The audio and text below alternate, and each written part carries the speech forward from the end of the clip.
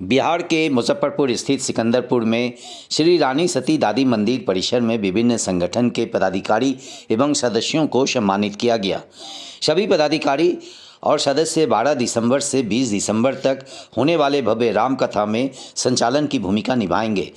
Muzaffarpur club में 12 दिसंबर से 20 दिसंबर तक कथा वाचक श्री मुरलीधर जी महाराज का कथा होगा एवं उसमें विभिन्न संगठन के पदाधिकारी और कार्यकर्ता को सिकंदरपुर रानी सती मंदिर में कार्य योजना और दायित्व की जिम्मेदारी समझाया गया एवं सभी पदाधिकारी एवं कार्यकर्ता जिनकी संख्या 350 थी सम्मानित किया गया। पुरुषों को शॉल ओढ़ाकर एवं महिलाओं को चुनरी साड़ी पहनाकर सम्मानित किया गया। मुख्य रूप से भव्य राम कथा के आयोजनकर्ता दुबई के रहने वाले हैं पुरुषोत्तम देवड़ा ने सभी पदाधिकारी एवं कार्यकर्ताओं को सम्मानित किए। इस अवसर पर नगर विधायक विजेंद्र चौधरी और नवनिर्वाचित एमएलसी बंशीधर ब्रजवासी को भी सम्मानित किया गया। मंच का संचालन राजेश तुलसियान कर रहे थे।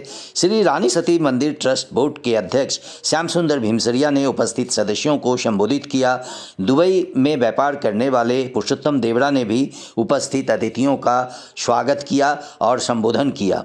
कार्यक्रम का संचालन में गरीबनाथ बंका, श्रवण सर्राफ, प्रभात बंका सहित 1 दर्जन ट्रस्ट बोर्ड के पदाधिकारी सहयोग कर रहे थे। सम्मान समारोह को नगर विधायक विजेंद्र चौधरी और नवनिर्वाचित एमएलसी बंशीधर ब्रजवासी ने भी संबोधित किया। राम कथा मुजफ्फरपुर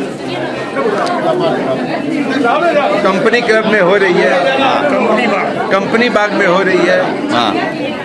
ये प्रेरणा श्री बालाजी महाराज की कृपा से। हाँ बोलिए। श्री बालाजी महाराज की कृपा से आई। तो उन्होंने मुजफ्फरपुर स्थान चुना। उस रात को सुबह मेरे ध्यान में आया कि मेरे दिमाग में मुजफ्फरपुर घूम रहा था।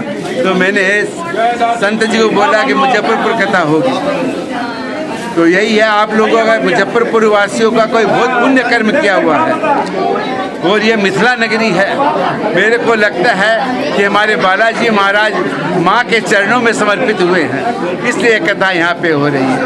इसके लिए बहुत बहुत धन्यवाद, सभी मुजफ्फरपुर वासियों का धन्यवाद।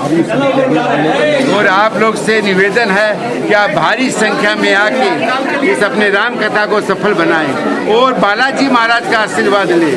कहते हैं कि राम कथा जहाँ भी होती है बालाजी महाराज आते हैं। तो मैं सभी से आग्रह करूँगा यहाँ पे आके बालाजी महाराज का आशीर्वाद। आपका क्या शुभ नाम हो गया? मेरा नाम पुरुषोत्तम देवड़ा है। मैं डिब्रूगढ़ निवासी हूँ, आसाम। कहाँ रहते? डिब्रूगढ़ रहते, आसाम रहते।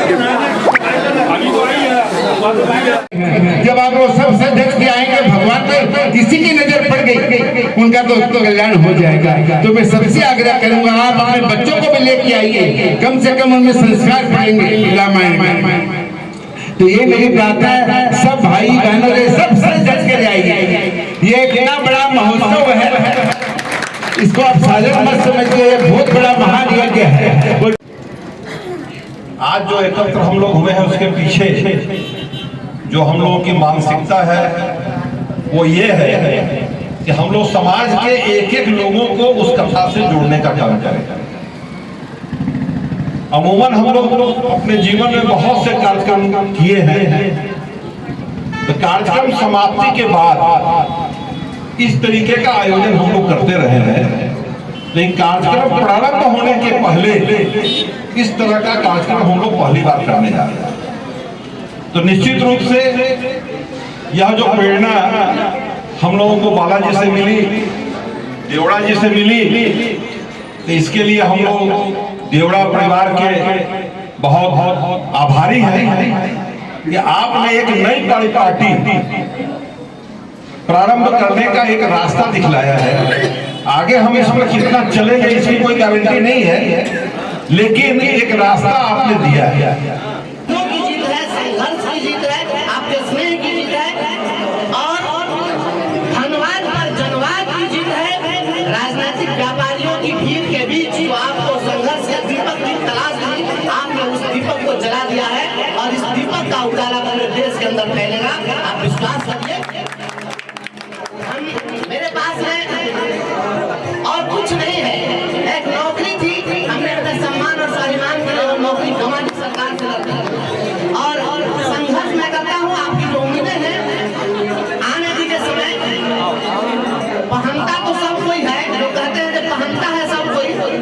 चमकाता है कोई कोई, अगर चमका नहीं दिया मुजफ्फरपुर का नाम पूरे हिंदुस्तान में तो फिर आप कहिए, आप देखते रहिए। आपको ऐसा प्रतिनिधि मिला है जो सत्ता सुख प्राप्ति के लिए मैं चुनाव नहीं लड़ा, और पहले से मैं चुनाव लड़ने का कभी सोचा भी नहीं था। या तो मुझे डिसमिस किया गया सरकार के द्वारा, सरकार ने मुझे बर्खास्त कर दिया, तो एक अवसर आया, लोगों ने तय किया कि आप चुनाव लड़ जाइए, और हम लड़े, आपका स्नेह मिला। और आज तक बिहार में ग्रेजुएट कंस्टिट्यूएंसी में इतना वोट कोई नहीं आया, पूरे बिहार का रिकॉर्ड तोड़। और आपकी जो ये जीत है, मैं बता दूं, काउंटिंग हुई है 197 बूथ था 4 जिले में, एक भी बूथ पर हम नहीं हारे हैं, टोटल का टोटल बूथ पर जीते। और मैं शहर का क्या होगा नगर क्षेत्र में मेरा बहुत परिचय नहीं है, आप लोगों ने ऐसा वोट दिया, हम कहीं नहीं हारे, शहर में भी सभी जगह जीता है, आप लोगों ने जीता है, आपकी जीत है। आप लोगों को मैं हृदय से आभार व्यक्त करता हूँ, धन्यवाद ज्ञापित करता हूँ। आप लोगों के लिए आभार व्यक्त करने का शब्द मेरे पास में छोटा पड़ रहा है, बस इतना ही कहूँगा, संघर्ष पथ के पथिक को आपने चुना है। शहर में आप सभी लोगों के पास में ईश्वर ने बहुत कुछ दिया है, आपके पास में बहुत सामर्थ्य है। जिसके पास आर्थिक पूंजी है वो अपने आर्थिक पूंजी को बढ़ाता है, जिसके पास आध्यात्मिक पूंजी है वो अपने आध्यात्मिक पूंजी को बढ़ाता है।